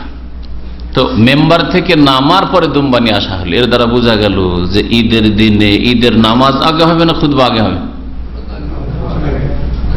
নামাজ আগে হবে, তারপরে খুতবা। জুমার উল্টা, সোজা বুঝে নেন, জুমার উল্টা। জুমাতে খুতবা আগে হয়, তারপরে জুমার নামাজ হয়, আর ঈদে আগে নামাজ হয়ে যাবে আর তারপরে তখন খুতবা হবে। মেম্বার থেকে নামলেন, খুতবা দেওয়ার পরে, বক্তব্যের পরে নিয়ে আসা হলো দুম্বা। ফাযাবাহু রাসূলুল্লাহ সাল্লাল্লাহু আলাইহি বিয়াদিহি, নিজ হাতে রাসূলুল্লাহ সাল্লাল্লাহু আলাইহি ওয়াসাল্লাম জবাই করলেন। এর দ্বারা বোঝা গেল যতই বড় ব্যক্তিত্ব হন না কেন, কোরবানির পশু জবাই করা বা বাড়ির কোনো পশু জবাই করা কোনো মানহানির বিষয় নাই। এত বড় আলেম আল্লামা হয়ে গেছি, এত বড় ব্যক্তিত্ব হয়ে গেছি, আর কোরবানির পশু জবাই করবো? যা কেউ জবাই করায়, আমার অনেক লোক আছে, অনেক ছাত্র আছে, জানতো আমার কোরবানিটা আপনি জবাই করে আসেন না। এইরকম ভাববেন না যে এটা মান পজিশনের ব্যাপার সবার হয়ে গেল, যে সব কাজ করি। অনেকে অনেক কাজকে মনে করে যে এটা কি ছোটদের কাজ, এটা আমার ব্যক্তিত্ব অনেক উপরে চলে গেছে, আর এটা আমার কাজ নয়। যেমন এই কোরবানি সম্পর্কে অনেকের, কোরবানি জবাই করা সম্পর্কে অনেক বড় বড় যারা মান পজিশন আল্লাহ মানুষ, তাদের এরকম ধারণা শয়তান ঢুকাইতে পারে। আজানের ক্ষেত্রে আমাদের সমাজে এরকম আছে, বড় বড় আল্লামা শেখুল হাদিস যদি হয়ে যায়, আজান একটা সাধারণ মানুষ, আরে আমি কেন, যাও আজান দাও, আজানটা যে তারও দেওয়া উচিত, না এই কল্পনা কিন্তু নাই আসলে, ঠিক না? তবে আজানের ক্ষেত্রে যেমন নবী করিম সাল্লাল্লাহু আলাইহি ওয়াসাল্লাম দেখেছেন বেলালকে কি জন্য চয়েস করেছেন, অথচ শ্রেষ্ঠ সাহাবায়ে কেরাম কেউ বলতে আবু বকর ওমরকে কেন চয়েস করেননি? কারণ বেলালের আওয়াজ সবচেয়ে বেশি উঁচা আওয়াজ ছিল, আর আওয়াজ যত দূর পর্যন্ত পৌঁছানো যায় তত বেশি ভালো আজানের ক্ষেত্রে, এই জন্য তাকে বাছাই করা হয়েছে। এইরকমই মক্কারে মুয়াজ্জিন আবু মাহজুরাকে এইভাবে বাছাই করা হয়েছে, কণ্ঠ সুন্দর ছিল, আওয়াজ খুব উঁচা ছিল, চলো তুমি আজান দাও। নবী করিম সাল্লাল্লাহু আলাইহি ওয়াসাল্লাম জবাই করলেন, বললেন বিসমিল্লাহি ওয়াল্লাহু আকবার। বিসমিল্লাহ বললেই পশু হালাল হয়, ওর সাথে সুন্নত হচ্ছে বলা আল্লাহু আকবার। বিসমিল্লাহ মানে আল্লাহর নাম উচ্চারণ করলেন। ওয়ালা তাকুল মিম্মা লাম ইউযকার ইসমুল্লাহি আলাইহি, আল্লাহ কোরআনে কারীমে ইরশাদ করেছেন তোমরা খেও না এমন পশু যার উপর আল্লাহর নাম উচ্চারণ করা হয়নি, ইসমুল্লাহ মানে বিসমিল্লাহ বলা হয়নি। তাহলে বিসমিল্লাহ বলা ফরজ হালাল করার জন্য। আর তার সাথে নবী করিম সাল্লাল্লাহু আলাইহি ওয়াসাল্লাম হাদিস দ্বারা প্রমাণিত তাকবীর পাঠ করা, বিসমিল্লাহ আল্লাহু আকবার। হাযা আন্নি, এটা আমার পক্ষ থেকে, ওয়া আম্মান লাম ইউযাহি মিন উম্মতি, আর আমার উম্মতের যারা কুরবানি করেনি বা করতে পারেনি তাদের পক্ষ থেকে। আল্লামা আলবানী রাহমাতুল্লাহ বলছেন হাদিসটা সহিহ, আবু দাউদে রয়েছে হাদিস। তাহলে এর দ্বারা কি বোঝা গেল? হ্যাঁ, কি বুঝলেন? যে একটা কুরবানি করেন রাসূলুল্লাহ সাল্লাল্লাহু আলাইহি ওয়াসাল্লাম, সেটা ছিল দুম্বা। আর শুধু তার পক্ষ থেকে হলো না, যেসব আমার উম্মতের অভাবী লোকেরা কুরবানি করতে পারেনি বা পারবে না, তাদের পক্ষ থেকে আল্লাহ করে দিলাম, তাদের পক্ষ থেকেও। তাহলে যারা মৃত ব্যক্তির পক্ষ থেকে কোরবানি করেন তাদেরকে আমি উপদেশ দিচ্ছি যে শুধু মৃত ব্যক্তির নামে কোরবানি, এইটা ভাগ আমার ওই মৃত বাবার নামে, এই ভাগটা আমার মৃত মায়ের নামে, দাদার নামে, দাদির নামে, এই রকম তরিকা না করে এর চাইতে উত্তম হচ্ছে আর সুন্নতি তরিকা হচ্ছে যে এই কোরবানি আমার পক্ষ থেকে আল্লাহ, আর আমার পরিবারের পক্ষ থেকে, আর আমার আত্মীয় স্বজন যারা মারা গেছেন তাদের পক্ষ থেকে, আব্বা আম্মার পক্ষ থেকে, দাদা দাদি মারা গেছেন তাদের পক্ষ থেকে, নানা নানির পক্ষ থেকে, কোনো দোষ নেই। সবাইকে আপনার নেকিতে শরীক করলেন। এতে হবে কি, আপনি নিজেও খান আর গরিব মিসকিনকে খাওয়ান, আত্মীয় স্বজন বন্ধু বান্ধবকেও খাওয়ান, কোনো অসুবিধা নেই। মৃতেও শরিক আছে আর জীবিত একটা কোরবানিতে শরিক আছে। পক্ষান্তরে যেসব ভাইরা আর দেশি তরিকার কোরবানি হচ্ছে এইরকম, সেটা হচ্ছে মৃতের নামে আলাদা কোরবানি, মৃতের নামে কোরবানি করেন আর গোস্ত খান নিজে, এটা একেবারে যুক্তিসঙ্গত না আর দলিল সঙ্গত না। শুধু শুধু মৃতের নামে একটা গোটা কোরবানি মৃত ব্যক্তির নামে নবী করিম সাল্লাল্লাহু আলাইহি ওয়াসাল্লাম কখনো করেননি।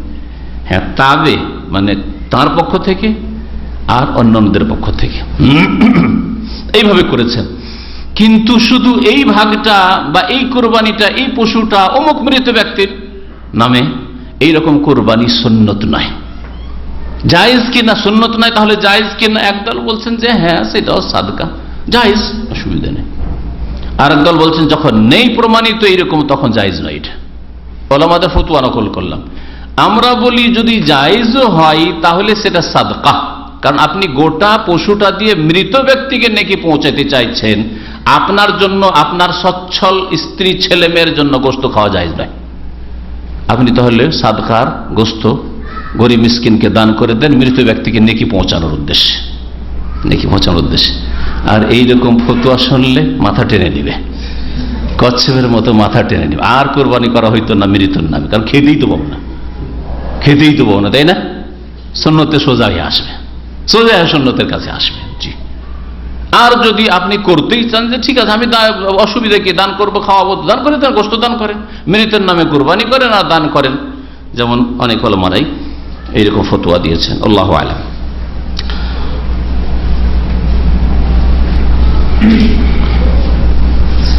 সহিহ মুসলিমের আরেকটা হাদিস রয়েছে, নবী করিম সাল্লাল্লাহু আলাইহি ওয়াসাল্লাম এক কোরবানি করলেন, জবাই করলেন আর বললেন বিসমিল্লাহ, আল্লাহর নামে শুরু করছি। আল্লাহুম্মা তাকাব্বাল মিন মুহাম্মাদিন, আল্লাহ এটা মুহাম্মদ সাল্লাল্লাহু আলাইহি ওয়াসাল্লামের পক্ষ থেকে কবুল করো। ওয়া আলে মুহাম্মাদিন, মুহাম্মদ সাল্লাল্লাহু আলাইহি ওয়াসাল্লামের বংশধরের পক্ষ থেকে কবুল করো। ওয়া মিন মুহাম্মাদিন ওয়া মিন উম্মতি মুহাম্মাদিন, আর মুহাম্মদ সাল্লাল্লাহু আলাইহি ওয়াসাল্লামের উম্মতের তরফ থেকে কবুল করো। সুম্মা যাহা বিহি, তারপরে সেই কুরবানিটা করলেন। তা নবী সাল্লাল্লাহু আলাইহি ওয়াসাল্লাম শুধু শুধু উম্মতের পক্ষ থেকে করেননি, কি করলেন? আল্লাহ এটা আমার তরফ থেকে কবুল করো, আমার পরিবার বংশধরের পক্ষ থেকে কবুল করো, আর আমার উম্মতের পক্ষ থেকে কবুল করো। আপনিও করেন ওই রকমই, আল্লাহ আমার তরফ থেকে কবুল করো, আমার ছেলে মেয়েদের কবুল করো, আমার আত্মীয় স্বজন বা মোমেন মোমেনাত যারা ভাই বোনেরা আছে আমার দিনী ভাই সবার পক্ষ থেকে কবুল করো, কোনো দোষ নেই। সেই মুসলিমের হাদিসের আমল করলেন আপনি। আর একটা ফতুয়া আমাদের দেশের লোকেরা জিজ্ঞেস করে যে আমি নবীর নামে কুরবানি করতে পারবো কি? তাদেরকে বলবো কুরবানি করতে পারবেন ঠিক, কিন্তু যদি আপনি নবীর নামে কুরবানি করতে চান তো আবার বলবো যে সেটা সাদকা, সুতরাং পুরোটাই দান করতে হবে। আর এইভাবে নবীর নামে আপনার চাইতে আমার চাইতে অনেক বেশি মহব্বত করতেন, অনেক বেশি ভালোবাসতেন কে? কারা? সাহাবায়ে কেরামরা মুহাম্মদ রাসূলুল্লাহ সাল্লাল্লাহু আলাইহি ওয়াসাল্লামকে জান মাল সবকিছুর কুরবানি করেছেন। আমাদের যদি বলে বছরে 12 মাস 1 মাসের বেতন নিয়ে আসেন, ভালো ভালো মানুষ পরেশগারির হাওয়া বেরিয়ে যাবে আর উজু টুটে যাবে। কথা বুঝতে পারছেন? 1 মাসের বেতন চাওয়া হয়েছে, হাওয়া খারিজ হয়ে যাবে। আর আবু বকর রাদিয়াল্লাহু আনহু পুরা মাল বাড়িতে যা আছে নিয়ে এসে দিয়ে দিচ্ছেন। ওমর রাদিয়াল্লাহু তো অর্ধেক। তাহলে আপনার কাছে যদি বলা হয় প্রতি বছরে 6 মাসের বেতন দিয়ে দিতে হবে, দেখি কয়টা লোক বেরোয়। তাহলে বলবেন যে হ্যাঁ আমারও মহব্বত উমরের মতোই আছে। তারপরে এটা তো পয়সার, অনেকে হয়তো এরকম বেরিয়ে যাবে, দিয়েই দেবো, আমি উমর হয়ে যাবো, এই যুগের উমর। পয়সা দিয়ে শুধু জান দিয়ে তো হইতে হবে, জান কোরবানি করার জন্য প্রস্তুত থাকতে হবে। হ্যাঁ, আরো যেসব গুণ ওমর রাদিয়াল্লাহু তাআলার মধ্যে ছিল দ্বীনের খেদমতের জন্য, দ্বীনকে শক্তিশালী করার জন্য, সেগুলিও তো আপনার মধ্যে আমার মধ্যে হইতে হবে। তো কি বলছিলাম, যে যদি রসুলের নামে কোরবানি করা শরীয়ত সম্মত হইতো আর একবারে সুন্নত হইতো, তাহলে এই সুন্নত প্রথম পালন করতেন কারা? সাহাবায়ে কেরামরা। তারা করেননি, তারা আমাদের চাইতে বেশি দ্বীন বুঝছিলেন। কি বুঝছিলেন? যেটা আমি বুঝছি সেটা হচ্ছে যে আমাদের প্রত্যেকটি ইবাদত বন্দেগীতে আমরা যতটা পরিমাণ নেকি পাচ্ছি আমল করে, ইবাদত করে, ততটা একবারে সমান সমান বা তার চাইতে বেশি কে পাচ্ছেন? আমাদের প্রত্যেকের আমল থেকে, আপনার আমল থেকে, আপনার স্ত্রীর আমল থেকে, আপনার ছেলে মেয়ের আমল থেকে, প্রত্যেক মুসলিমের আমল থেকে 1 ভাগ করে সমান সমান পাচ্ছেন কে? মুহাম্মদ রাসূলুল্লাহ সাল্লাল্লাহু আলাইহি ওয়াসাল্লাম। তাহলে আপনার নামাজ, যত রাকাত নামাজ পড়ছেন, ফরজ নফল সুন্নাত, সমান নেকি নবী সাল্লাল্লাহু আলাইহি ওয়াসাল্লাম পাচ্ছেন। কত নেকি নবীর কাছে যাচ্ছে। আপনার কুরবানির, আপনার সিয়াম রোজা, আপনার যাকাত, আপনার দান খায়রাত, ইসলামের খেদমত, হজ উমরা, সবগুলি থেকে আপনার সমান সমান, আমার সমান সমান নেকি কে পাচ্ছেন? মুহাম্মদ রাসূলুল্লাহ সাল্লাল্লাহু আলাইহি ওয়াসাল্লাম। কেন? হ্যাঁ, নামাজ পড়তে শিখেছি, হ্যাঁ, কালিমা পড়েছি তার মাধ্যমে, তাই না? তিনি রাস্তা দেখিয়েছেন। মান দাল্লা আলা খাইরিন, নবী সাল্লাল্লাহু আলাইহি ওয়াসাল্লাম হাদিসের নীতিমালা আনলেন। আর এটা নবীর ক্ষেত্রে শুধু না, প্রত্যেক ভালো মানুষের ক্ষেত্রে, আপনার ক্ষেত্রেও সেটা হইতে পারে। মান দাল্লা আলা খাইরিন, যেই ব্যক্তি কল্যাণের রাস্তা বাতলিয়ে দেবে, বলে দেবে, দেখিয়ে দেবে, ফালাহু মিসলু আজরি ফাইলিহি, তার জন্য যেই ব্যক্তি কর্ম করলো তার সমান নেকি রয়েছে, তার সমান নেকি রয়েছে। মুহাম্মদ রাসূলুল্লাহ সাল্লাল্লাহু আলাইহি ওয়াসাল্লাম আমাদেরকে রাস্তা দেখিয়েছেন কোরবানি করার। মুহাম্মদ রাসূলুল্লাহ সাল্লাল্লাহু আলাইহি ওয়াসাল্লাম আমাদেরকে দ্বীনের দাওয়াত দেওয়ার রাস্তা দেখিয়েছেন, কোরআন হাদিসের ইলম শেখার রাস্তা দেখিয়েছেন। সুতরাং আমরা যতগুলি আমল করছি সবগুলির সমান সমান ভাগকে পাচ্ছেন সাইয়্যিদুল মুরসালিন খাতামুন নবীর মুহাম্মদ রাসূলুল্লাহ সাল্লাল্লাহু আলাইহি ওয়াসাল্লাম। সুতরাং আপনারা তো এমনিতে ভাগ পাচ্ছেন, আর তারপরে আবার নবীর নামে আলাদা করে কুরবানি করা, এর কোনো যুক্তি নেই, কারণ সাহাবায়ে কেরামরা এরকম করেননি।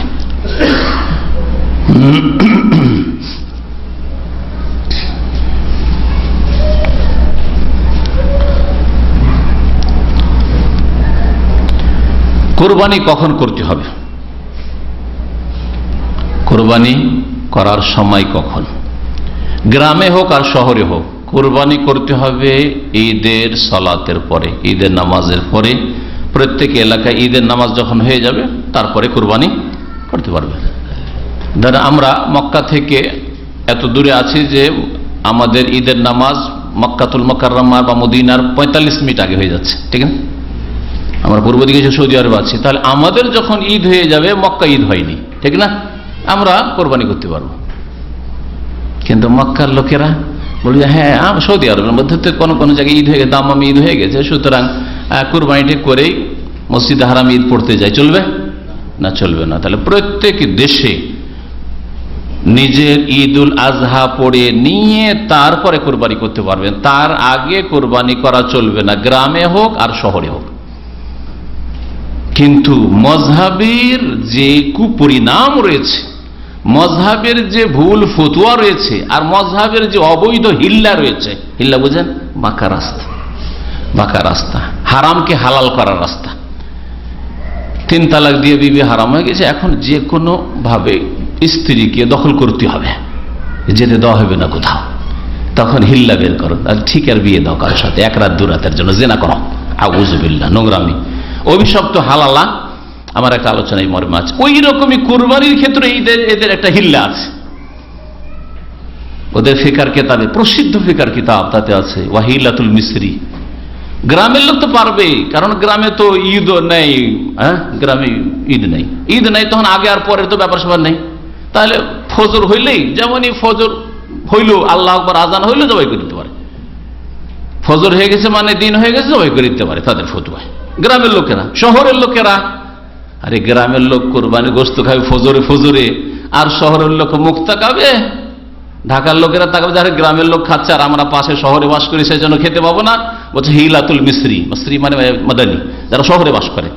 যারা সিটিতে বাস করে, টাউনে বাস করে, তাদের হিল্লা হচ্ছে যে আইয়াব আসা বে উজহিয়াতি, তার কোরবানিটা পাঠিয়ে দেবে এল কারিয়া, গ্রামে।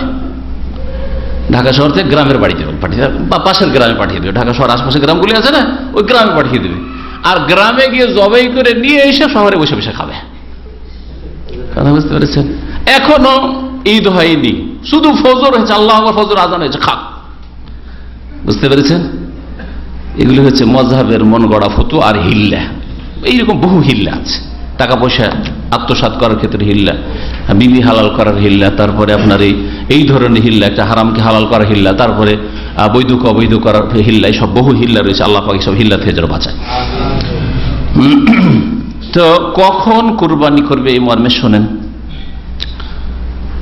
কুরবানি ঈদের দিন, ঈদের নামাজ পড়ে করবে, এটা শুরু কুরবানির। আর শেষ কুরবানির শেষ কখন? 13 তারিখ, হ্যাঁ না 12 তারিখ? জি 13 তারিখ।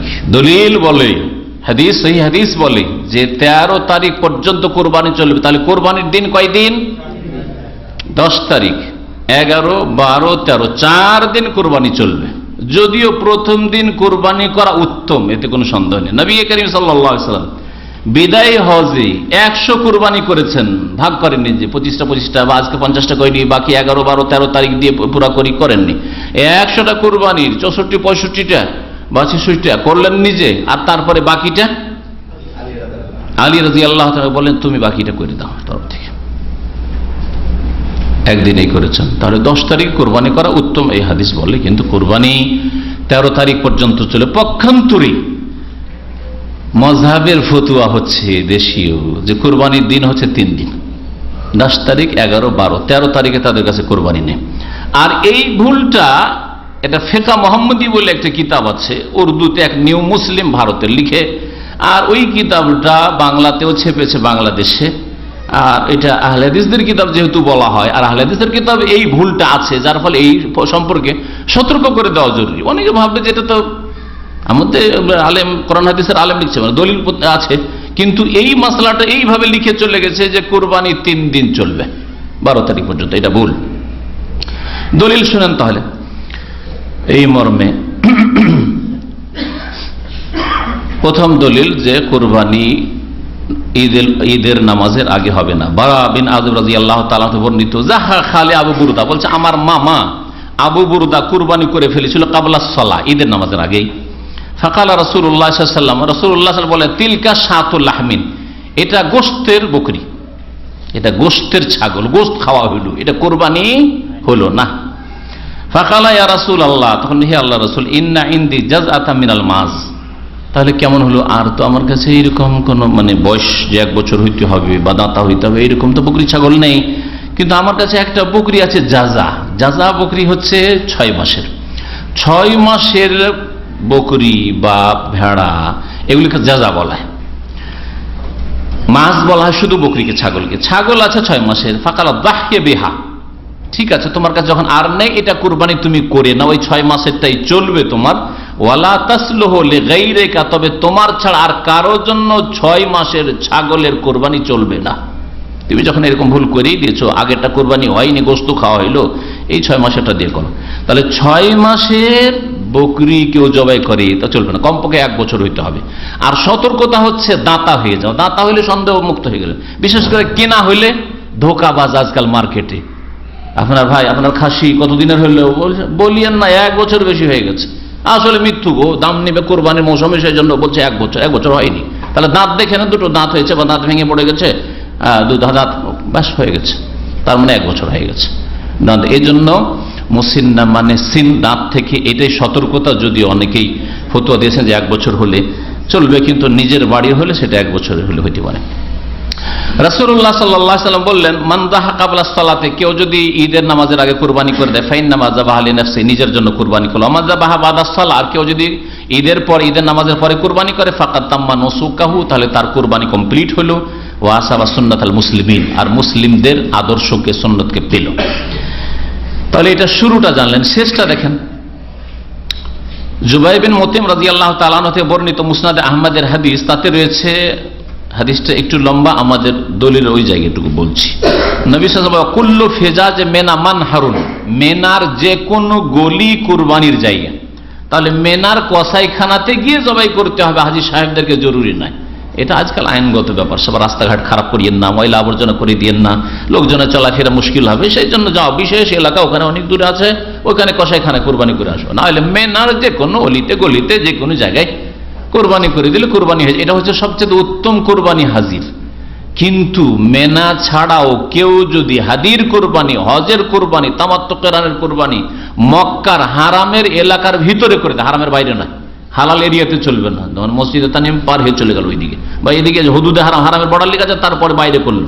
জেদ্দার বাইরে অনেকে জিজ্ঞাসা করে যে আমি হজটা করলাম আর বাসা এখানে, ফ্যামিলি জেদ্দায় বা তায়েফে, কাছেই তো আছি, তো তায়েফে বা জেদ্দাতে না হয় কোরবানি করলাম, হজের কোরবানি চলবে না, হারামের এরিয়াতে। মক্কার শহর বাড়তে বাড়তে অনেক দিকে, অনেক এলাকায়, বিভিন্ন দিকে কি হয়েছে, হারাম এরিয়ায় পার হয়ে বাড়ি ঘর চলে গেছে, অথচ মক্কা শহর, তাহলে ওগুলোতে কোরবানি চলবে না, হজের কোরবানি চলবে না, তামাত্তু কিরানের। হারামের এরিয়াতে হইতে হবে কমপক্ষে, আর সবচেয়ে ভালো উত্তম হচ্ছে মেনার যে কোনো জায়গায় কোরবানি করা হাজিদের। ওয়া কুল্লু আইয়ামিত তাশরিক যাবহুন, আর আইয়ামে তাশরিকের প্রত্যেকটা দিন হচ্ছে জবাহের দিন। দেখলেন হাদিস। তাহলে আইয়ামে তাশরিক বলা হয় কাকে? 11, 12, 13 জিলহজে, 3টি দিনকে আইয়ামে তাশরিক বলা হয়, আর 10 তারিখে বলা হয় ইয়াউমুন নাহার, মানে কুরবানির দিন, জবাইয়ের দিন। তাহলে স্পেশালি ইয়াউমুন নাহার 10 তারিখ হয়ে গেল। আর আইয়ামে তাশরিক সম্পর্কে নবী করিম সাল্লাল্লাহু আলাইহি ওয়াসাল্লাম বলছেন, ওয়া কুল্লু আইয়ামিত তাশরিক যাবহুন, মুসনাদ আহমদের হাদিস। আর আল্লামা নাসিরুদ্দিন আলবানী রাহমাতুল্লাহ আলাইহি অন্যান্য মুহাদ্দিসিন সহিহ বলেছেন হাদিসটিকে, সহিহুল জামেতে এই হাদিসটিকে সহিহ বলা হয়েছে, এছাড়া অন্যান্য কিতাবে রয়েছে। আজকের আলোচনা এখানে শেষ করছি। আল্লাহ পাক রব্বুল আলামিন যেন আমাদেরকে দিন প্রতিষ্ঠা করার তৌফিক দান করেন জীবনের প্রত্যেকটি ক্ষেত্রে। আল্লাহ পাক আমাদেরকে শুধু পশু কোরবানি নয়, জান মালের কোরবানি তৌফিক দান করেন, সময়ের কোরবানি তৌফিক দান করেন। আল্লাহ পাক রব্বুল আলামিন যা দিয়েছেন নিয়ামত, তা আল্লাহ পাকের সন্তুষ্টির কাজে ব্যয় করার তৌফিক দান করেন। আল্লাহ পাক আমাদেরকে নেক বান্দা হিসাবে কবুল করে নেন। আল্লাহ পাক রব্বুল বালা মুসিবত থেকে আমাদের হেফাজত করেন। আল্লাহ পাক রব্বুল আলামিনের কাছে দোয়া করি, যেসব ভাই বোনেরা এখানে হাজির হয়েছেন, আল্লাহ পাক তাদের গুনাহ খাতা মাফ করে দেন। আল্লাহ পাক তাদের মধ্য থেকে যারা হজ করেছেন তাদের হজ যেন কবুল করেন। যারা এখনো হজ করতে পারেননি, নিয়ত আছে, আল্লাহ পাক তাদের সৎ নিয়ত পূরণ করেন। আর যাদের অভাব আছে, আল্লাহ পাক বরকত দান করেন, আর অভাব যেন দূর করে দেন। প্রত্যেককে আল্লাহ পাক যেন এখান থেকে কমপক্ষে একটা করে হজ নিয়ে যাওয়ার তৌফিক দান করেন। আল্লাহ পাক রব্বুল আলামিন যেন আমাদের অতীতের ভুল ভ্রান্তি মাফ করে দেন। যেসব ভাইদের আপনজনরা ইন্তেকাল করেছেন, দুনিয়া থেকে বিদায় নিয়েছেন, আর প্রত্যেকের এরকম আছে, যদিও কারো নতুন, কারো পুরাতন, কারোর শোক নতুন হয়ে রয়েছে, কারো পুরাতন হয়ে গেছে। আল্লাহ পাক সকলের গুনাহ খাতা যেন মাফ করে দেন। আল্লাহ পাক প্রত্যেক মুমিন মুমিনাতকে জান্নাতুল ফিরদৌস দান করেন। ওয়া সাল্লাল্লাহু আলা নবিয়িনা মুহাম্মদ ওয়া আলা আলিহি ওয়া সাহবিহি আজমাইন। কুরবানি করার ক্ষেত্রে অন্তরের নিয়তি যথেষ্ট, যে এই কুরবানিগুলি অমুক অমুকের পক্ষ থেকে হচ্ছে, এটুকু জেনে রাখা। আর ওরা যারা পয়সা দিয়েছে তাতে তাদের এটা নিয়ত রাখা যে এই পশুটা আমাদের পক্ষ থেকে হচ্ছে, যথেষ্ট এতটুকু। হ্যাঁ, তবে কেউ যদি উচ্চারণ করে যে আল্লাহ, যেমন নবী সাল্লাল্লাহু আলাইহি ওয়াসাল্লাম আল্লাহ এটা আমার পক্ষ থেকে কবুল করো আর আমার বংশধরের পক্ষ থেকে কবুল করো, ওই রকমই কেউ যদি বলে আল্লাহুম্মা তাকাব্বাল হাযা, আল্লাহ এটা কবুল করো আমার পক্ষ থেকে, মিন্নি অমিন আমিনুল ইসলাম, অমিন হাবিবুর রহমান, অমিন রাশেদ, অমিন আব্দুল আজিজ। হ্যাঁ, আর আরবি মন্ত্র পড়া জরুরি না। কেউ যদি মনে করে আরবিতে পড়তে হবে তো ভুল কথা। কেউ যদি বলে আল্লাহ এই কুরবানিটা কবুল করো আমার পক্ষ থেকে, আবুল বশিরের পক্ষ থেকে, আব্দুর রহমানের পক্ষ থেকে, আব্দুল খালেকের পক্ষ থেকে, আব্দুল মালিকের পক্ষ থেকে, যথেষ্ট। আর যদি এটা নাও বলে, ইন্নামাল আমালু বিন্নিয়াত, তার নিয়তের স্থান হচ্ছে, আর এটা নিয়ত পড়াও নয়, শুধু কবুলের দোয়া করে যে আল্লাহ আমাদের এই অমুকের পক্ষ থেকে কবুল করো। এইরকম না করে যদি অন্তরে নিয়ত করে, এটাই যথেষ্ট। বিসমিল্লাহ আল্লাহু আকবার বলে জবাই করবে, যথেষ্ট ইনশাআল্লাহ। কিছু বানানো দোয়া আছে জয়ীফ, আল্লাহ তাকাব্বাল হাযা মিন্নি কামা তাকাব্বালতা মিন খলিলিকা ইব্রাহিম, এরকম আছে, আল্লাহ আমার তরফ থেকে কবুল করো, যেমন তুমি ইব্রাহিম খলিলুল্লাহর কুরবানি কবুল করেছো, এগুলি জাল কথা, এগুলি সহিহ হাদিসে নেই। ওই রকম দোয়া বিসমিল্লাহ আল্লাহ তাকাব্বাল হাযা মিন্নি বলেন, আল্লাহ আমার পক্ষ থেকে কবুল করো, আমার পরিবারের কবুল করো। একটা কোরবানি যদি আপনি আপনার পরিবারের জন্য করেন তো ওইভাবে বলবে, সমস্যা নেই।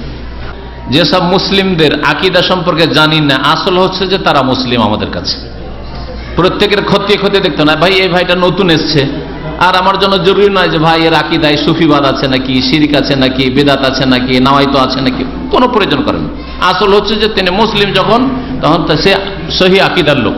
যতক্ষণ পর্যন্ত এর বিপরীতটা না জানতে পারো ততক্ষণ তার পিছনে নামাজ, তার সাথে যে মুসলিম হিসাবে। কিন্তু যখন জানবো যে না ভাই নাস্তিক, না ভাই গৌসুল আজমের কাছে মদত চাই, জিলানি বাবার কাছে, খাজা বাবার ভক্ত, ওর কাছে মনে করে যে পাওয়া যায়, তখন তা এর পিছনে নামাজ হবে না, তখন বলবো। কিন্তু আসল হচ্ছে যে মুসলিম মানে সে মুওয়াহিদ, তৌহিদবাদী। কথা বুঝতে পেরেছেন? এই জন্য বাপদাদা পূর্বপুরুষ কি ছিল না ছিল জানি না, হতে পারে আপনার চাইতে ভালো ছিল। অনেক সময় হয় যে আপনার 5 পিঢ়ি ওপরে সহিহ আকীদার লোক ছিল, কিন্তু 2 পিঢ়ি ওপরে গিয়ে খারাপ হয়ে গেছে। আবার আপনি আপনার জমানায় এসে আলহামদুলিল্লাহ সহিহ দাওয়াত পেয়েছেন। বাস্তব ভারতের অনেক ওলামায়ে কেরাম আছেন, নওয়াব সিদ্দিক হাসান খান ভূপালীর জীবনীতে লিখেছেন যে উনি হুসাইন হাসান রাদিয়াল্লাহু তাআলার বংশের, মাঝখানে কয়েকশো বছর পর্যন্ত ওর বংশ শিয়া গোমরাহ হয়ে থেকেছে, আর তারপরে আবার তিনি একবার পাক্কা সহিহ আকীদার আলেম। তো আল্লাহ যে কখন কাকে হেদায়েত করে দেয়, আবার কখন কাকে হেদায়েত থেকে দূরে সরিয়ে দেয়। হ্যাঁ, বদামলের কারণে এলেম শিখলো না, কোরআন এবং হাদিস চর্চা করলো না, যার ফলে নিজের আমলের অবশ্যই রেজাল্ট সেটা। রব্বানা লা তুযিগ কুলুবানা বা'দা ইয হাদাইতানা, এই জন্য দোয়া করতে হবে। জরুরি নয় যে আপনি আছেন আপনার ছেলেমেয়েরা ওর উপর থাকবে, চেষ্টা করতে হবে। এই জন্য ইব্রাহিম আলাইহিস সালাম দোয়া করেছেন, আল্লাহ আমার ছেলেরা যাতে করে শিরকে আবার লিপ্ত না হয়। ওয়াজনুবনি ওয়া বানিয়া আন না'বুদাল আসনাম। পাখির বা মুরগির মোরগের কুরবানি হবে না, এটা এই জন্য বলছি যে এইরকম কথা অনেকে বলে থাকে যে মুরগির কুরবানি হয় না, মুরগির কোন কুরবানি নেই। অভিশপ্ত হালালা নবী সাল্লাল্লাহু আলাইহি ওয়াসাল্লাম লানত করেছেন, যে হালালা করে আর করাই। হ্যাঁ, নবী সাল্লাল্লাহু আলাইহি ওয়াসাল্লাম ভাড়া করা পাঁঠা বলেছেন, কত নোংরা কাজ, আত্তাইসুল মুস্তাআর, ভাড়াইটা পাঁঠা বলেছেন। কথা বুঝতে পারছেন? জেনাকারী এরা। ওমর রাদিয়াল্লাহু তাআলা বলেছেন এইরকম কাজ যদি কেউ করে আর যদি ধরা পড়ে তো তাদের 2 জনকে আমি রজম করব জেনার শাস্তিতে। আমার 1 ঘন্টার আলোচনা আছে, শুনে নেবেন। অভিশপ্ত হলো যাবে, কিন্তু উত্তম হচ্ছে সবটা থেকে একটু একটু করে খাওয়া, কিছু দেওয়া। আগামীকালকে যদি জুমার পর আসেন তো ওই বিষয়টা আলোচনা করবো, ছিল সামনে কিন্তু সময়ের অভাবে আজকে আলোচনা করলাম।